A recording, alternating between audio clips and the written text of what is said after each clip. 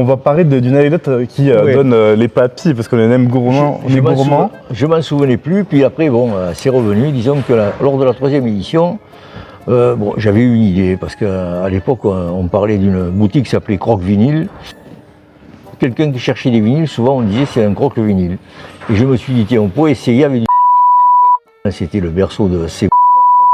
Alors j'ai pensé, comme je suis un ancien dessinateur et en même temps j'ai dessiné beaucoup de choses en matière plastique, j'ai fait. Bonjour tout le monde, on se retrouve pour votre chronique Le Saviez-vous, anecdote en backstage. Chaque semaine, je vous donne un rendez-vous pour parler d'un festival. Aujourd'hui, on va parler du festival du disque et de la BD. Je vais retrouver dans quelques instants Jean Casagrande, qui est un des organisateurs de ce festival, pour encore en savoir plus sur cette édition 2025. A tout de suite. Eh ben ça y est, on est ici au cœur de la cour de l'Hôtel Pams et on va parler, regardez, du Festival international du disque et de la bande dessinée. Pour en parler, j'accueille Jean Casagrande. Bonjour Jean. Bonjour. Je suis ravi de vous accueillir dans cette chronique, le saviez-vous, pour faire un focus sur ce festival qui est bien connu à Perpignan. Chaque dernier week-end du mois de septembre, on va un peu évoquer le programme, et puis je sais qu'il y a des anecdotes en backstage que vous allez nous raconter dans quelques instants. Alors, vous allez présenter un petit peu ce festival, en quelques mots, qu'est-ce que ça vous inspire là, déjà depuis 37 ans?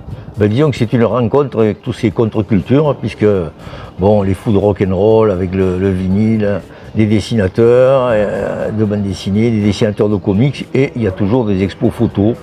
Et donc c'est quelque chose de très important. Et cette année, l'expo photo, c'est un croisement d'un travail qu'a fait Comelade et les Liminanas, et le photographe, c'est Thierry Grillet, un photographe important sur Perpignan.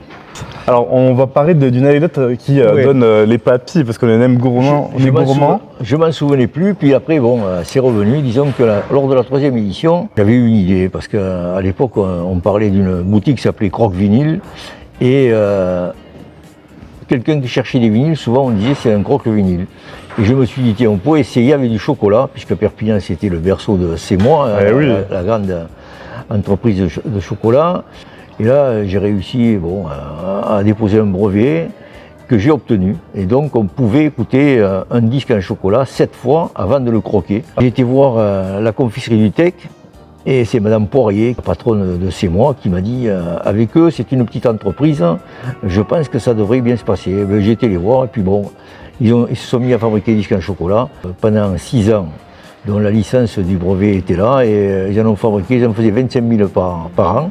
Wow. Et surtout, ils étaient vachement contents, parce que chaque salon qu'ils faisaient, tout le monde venait voir le disque en chocolat, le disque qui chantait, puisqu'ils avaient enregistré Mon beau sapin. Wow, c'est exceptionnel. Franchement, je crois que depuis qu'on a repris la chronique, là, on est vraiment sur une pépite d'anecdotes. Je pense qu'on la classe dans le top 3. Ouais, c'est très bon.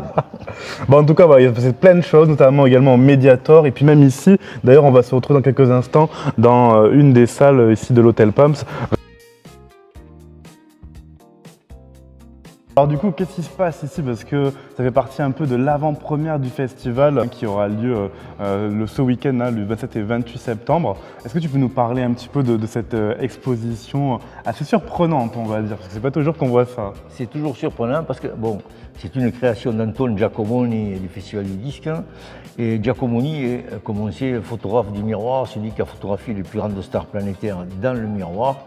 Et puis là, il a créé ce qu'il appelle les alphabets magiques, c'est-à-dire avec une inspiration musicale. Et ces lettres sont inspirées de la musique totalement.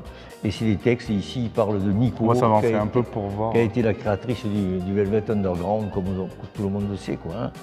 Les stars de New York, quoi. D'accord, ah ouais. Et tout est basé comme ça. Donc ici, le graphisme qui s'y rapporte, etc.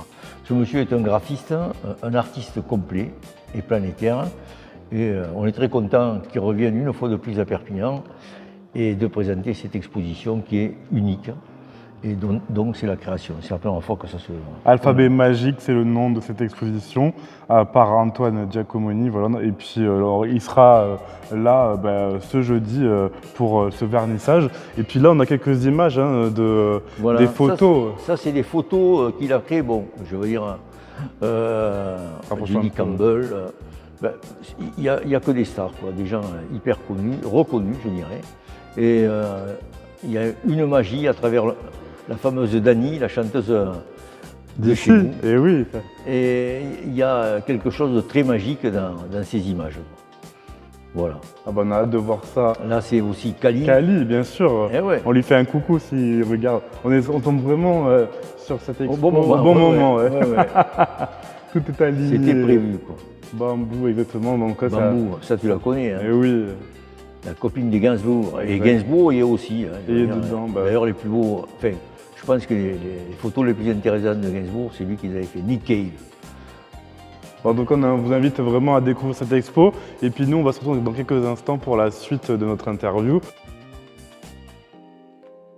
Eh ben, on est de retour toujours ici avec Jean. Bah, ça y est, Jean, c'est parti, ça commence ce week-end Voilà. pour cette 37e édition. Un petit mot à dire là avant de nous quitter, de se retrouver au cœur de l'église des Dominicains. Eh bien, venez parce que c'est des moments extraordinaires, c'est une fois l'an et vous allez croiser des gens extraordinaires qui vont vous faire rêver et sortir d'une certaine monotonie ou morosité qu'il peut y avoir. Exactement. Voilà. Vous allez rêver. Eh ben voilà, on va rêver.